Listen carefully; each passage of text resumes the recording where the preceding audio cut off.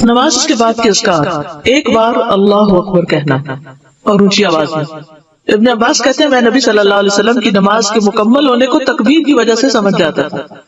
سلام پہنے کے بعد آپ اللہ اکبر کہتے۔ نمبر 2، 3 بار استغفر اللہ کہنا، میں اللہ سے بخشش مانگتا ہوں۔ صبان کہتے ہیں کہ رسول اللہ صلی اللہ علیہ وسلم جب اپنی نماز سے فارغ ہوتے تھے تو 3 مرتبہ استغفار فرماتے۔ ولید کہتے ہیں کہ میں نے اوزاعی سے پوچھا آپ استغفار کس طرح فرمایا کرتے تھے، تو انہوں نے کہا آپ اس طرح فرماتے استغفر اللہ استغفر اللہ استغفر اللہ۔ اس کی کیا حکمت ہے؟ نماز کے بعد استغفار کرنا، استغفار کا مطلب ہے بخشش مانگنا، یعنی اگر کوئی ہم سے غلطی ہو گئی ہے، بھول چوک ہو گئی ہے تو اللہ تعالیٰ اس کو معاف کر دینا اور ہماری نماز قبول کر لینا، غلطی معاف کر دینا۔ نمبر 3، اللہم انت السلام ومنک السلام تبارکت ذی الجلال والاکرام۔ اس کے بعد تسبیحات، 33 بار سبحان اللہ، 33 بار الحمدللہ، 33 بار اللہ اکبر، اور 100 پورا کرنے کے لیے لا الہ الا اللہ وحدہ لا شریک لہ لہ الملک ولہ الحمد وہو علی کل شیء قدیر۔ ابو ہریرہ رضی اللہ عنہ سے روایت ہے کہ جس نے ہر نماز کے بعد 33 مرتبہ سبحان اللہ، 33 مرتبہ الحمدللہ اور 33 مرتبہ اللہ اکبر کہا تو یہ 99 کلمات ہو گئے، اور 100 کا عدد پورا کرنے کے لیے لا الہ الا اللہ وحدہ لا شریک لہ لہ الملک ولہ الحمد وہو علی کل شیء قدیر کہہ لیا تو اس کے سارے گناہ معاف کر دیے جائیں گے، اگرچہ وہ سمندر کی جھاگ برابر ہو۔ 1.5 منٹ لگتا ہے، 1.25 منٹ لگتے ہیں جس میں آپ یہ سارا عمل کر سکتے ہیں، اور اللہ سبحانہ وتعالیٰ کو وہ عمل زیادہ پسند ہے جو روزانہ کیا گیا، ادومھا دوام سے کیا گیا، اللہ کہ کوئی مجبوری۔ اس میں آپ دیکھیے نماز پڑھ لی آپ نے 10 منٹ میں، فرض پڑھ لیے تھے 2 منٹ میں، کیا مشکل ہے، 2 سے بھی کم منٹ لگتے ہیں۔ بعض روایات میں اللہ اکبر 34 بار پڑھنے کا بھی آتا ہے۔ یہ تسبیحات 10 دفعہ بھی پڑھی جا سکتی ہیں۔ عبداللہ ابن عمر سے مروی ہے کہ نبی صلی اللہ علیہ وسلم نے فرمایا 2 خصلتیں یا 2 عادتیں ایسی ہیں کہ اگر کوئی مسلمان بندہ ان کی پابندی کر لے تو جنت میں داخل ہوگا۔ پابندی، اور وہ بہت آسان ہے مگر ان پر عمل کرنے والے بہت کم ہیں۔ ایک یہ ہے کہ ہر نماز کے بعد 10 مرتبہ سبحان اللہ، 10 مرتبہ الحمدللہ اور 10 مرتبہ اللہ اکبر کہے تو زبان کی ادائیگی کے اعتبار سے 150 بار ہے، یعنی ساری نمازوں میں، مجموعی طور پر 5 نمازوں کے بعد، اور ترازو میں 1500 ہوں گے۔ اور جب سونے کے لیے اپنے بستر پر آئے تو 34 بار اللہ اکبر، 33 بار الحمدللہ اور 33 بار سبحان اللہ کہے۔ زبان کی ادائیگی کے اعتبار سے تو یہ 100 ہے مگر میزان میں یہ تسبیحات 1000 ہوں گی۔ رات کو جو سوتے ہوئے پڑھی جاتے تسبیحات فاطمہ، سب تھکاوٹ اتارنے کے لیے۔ یقیناً میں نے رسول اللہ صلی اللہ علیہ وسلم کو دیکھا، آپ انہیں اپنے ہاتھ سے شمار کرتے تھے۔ صحابہ نے پوچھا اللہ کے رسول یہ کیسے ہے کہ یہ آسان عمل ہے مگر ان پر عمل کرنے والے تھوڑے ہیں؟ آپ نے فرمایا سوتے وقت میں کسی کے پاس شیطان آ جاتا ہے اور پہلے اس سے کہ وہ تسبیح پوری کرے وہ اسے سلا دیتا ہے، اور اسی طرح اس کی نماز میں شیطان آ جاتا ہے اور یہ تسبیحات پڑھنے سے پہلے ہی کوئی کام یاد دلا دیتا ہے۔ 25 بار تسبیحات پڑھنا یہ بھی جائز ہے، ٹھیک ہے۔ آیت الکرسی، جنت میں جانے کا راستہ۔ رسول اللہ صلی اللہ علیہ وسلم نے فرمایا جو شخص ہر فرض نماز کے بعد آیت الکرسی پڑھے اس کو موت کے علاوہ کوئی چیز جنت میں جانے سے نہیں روک سکتی۔ سبحان اللہ۔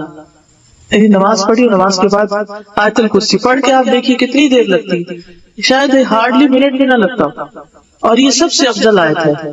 اس کے پڑھنے سے محافظ آ جاتا ہے، شیطان قریب بھی نہیں پٹکتا، جنات سے بچانے والی آیت ہے یہ۔ وہ آیت سورۃ البقرہ میں ہے، اسے کوئی شام کو پڑھے گا تو صبح تک پناہ میں رہے گا، جو صبح پڑھے گا شام تک ہم سے پناہ میں رہے گا، جنات سے۔ معوذات، سورۃ الاخلاص، سورۃ الفلق، سورۃ الناس، یہ بھی ایک بار پڑھنا ہوتی ہے نماز کے اذکار میں۔ عقبہ بن عامر کہتے ہیں کہ رسول اللہ صلی اللہ علیہ وسلم نے مجھے حکم دیا تھا کہ میں ہر نماز کے بعد معوذات پڑھا کروں۔ ربی اعنی علی ذکرک و شکرک و حسن عبادتک۔ معاذ بن جبل کہتے ہیں کہ رسول اللہ صلی اللہ علیہ وسلم نے میرا ہاتھ پکڑا اور فرمایا میں تم سے محبت رکھتا ہوں اے معاذ۔ میں نے عرض کیا میں بھی آپ سے محبت کرتا ہوں یا رسول اللہ۔ تو رسول اللہ صلی اللہ علیہ وسلم نے فرمایا تم پابندی سے ہر نماز میں یہ دعا مانگا کرو، رب اعنی علی ذکرک و شکرک و حسن عبادتک، اور آپ نے یہ ان کو وصیت کی تھی کہ کبھی نہ چھوڑنا اس کو۔ لا الہ الا اللہ وحدہ لا شریک لہ لہ الملک و لہ الحمد وہو علی کل شیء قدیر، 3 بار۔ لا الہ الا اللہ وحدہ لا شریک لہ لہ الملک ولہ الحمد وہو علی کل شیء قدیر اللہم لا مانع لما اعطیت ولا معطی لما منعت ولا ينفع ذا الجد. ایک روایت میں منک الجد بھی آتا ہے، یہ اگلی روایت ہے ولا ينفع ذا الجد منك الجد. لا الہ الا اللہ وحدہ لا شریک لہ لہ الملک ولہ الحمد یحیی ویمیت وہو حی لا یموت بیدہ الخیر وہو علی کل شیء قدیر. یہ دعا اور کس موقع پہ پڑھی جاتی ہے؟ بازار جاتے ہوئے. کئی لاکھ نیکیوں کا ثواب ہے جو بازار میں یہ دعا پڑھ لے. اللہم لا مانع لما اعطیت ولا معطی لما منعت ولا ينفع ذا الجد منک الجد. 3 بار پڑھنا، ٹھیک ہے؟ یعنی لا الہ الا اللہ وحدہ 3 بار اور پھر اللہم لا مانع. لا الہ الا اللہ وحدہ لا شریک لہ لہ الملک ولہ الحمد وہو علی کل شیء قدیر لا حول ولا قوة الا باللہ لا الہ الا اللہ ولا نعبد الا ایاہ لہ النعمت ولہ الفضل ولہ الثناء الحسن لا الہ الا اللہ مخلصین لہ الدین ولو کرہ الکافرون. رب قنی عذابک یوم تبعث عبادک. اے رب مجھے اس دن کے عذاب سے بچانا جس دن تو اپنے بندوں کو اٹھائے گا. پھر ہے اللہم انی اعوذ بک من الکفر والفقر وعذاب القبر. کفر، فقر اور عذاب قبر سے تیری پناہ میں آتا ہوں اے اللہ. پھر اللہم اغفر لی ما قدمت وما اخرت وما اسررت وما اعلنت وما اسرفت وما انت اعلم به منی انت المقدم وانت المؤخر لا الہ الا انت.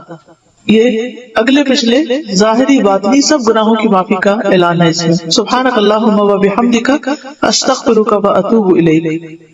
اچھے عمل پہ مہر لگانے والے کلمات ہیں یہ. یعنی جو شخص کسی مجلس میں بیٹھے پھر اس سے کچھ غلط غلط باتیں ہو جائیں تو جب یہ کلمات آخر میں پڑھے گا تو وہ معاف ہو جائیں گے، کفارہ ہو جائے گی اس مجلس کا. رب اغفر لی وتب علی انک انت التواب الغفور. ایک انصاری صحابی کہتے کہ میں نے رسول اللہ صلی اللہ علیہ وسلم کو نماز کے بعد یہ دعا 100 دفعہ پڑھتے ہوئے سنا. رب اغفر لی وتب علی انک انت التواب الغفور. پھر اللہم انی اعوذ بک من الجبن واعوذ بک ان ارد الی ارذل الامور واعوذ بک من فتنة الدنیا واعوذ بک من عذاب القبر. پھر ہے اللہم اغفر لی وارحمنی واہدنی وارزقنی. فجر کی فرض رکعات کے بعد کے اذکار سبحان اللہ 100 بار، لا الہ الا اللہ 100 بار، ٹھیک ہے؟ 100 دفعہ والے 2 اذکار. ابو ہریرہ کہتے ہیں کہ رسول اللہ صلی اللہ علیہ وسلم نے فرمایا جو صبح کی نماز کے بعد 100 دفعہ سبحان اللہ اور 100 دفعہ لا الہ الا اللہ پڑھے اس کے گناہ معاف ہو جائیں گے اگرچہ وہ سمندر کی جھاگ کے برابر ہوں. سلام کے بعد تشہد کی حالت میں کسی سے بات کیے بغیر ذکر کرنا، کسی سے بات کیے بغیر ذکر کرنا.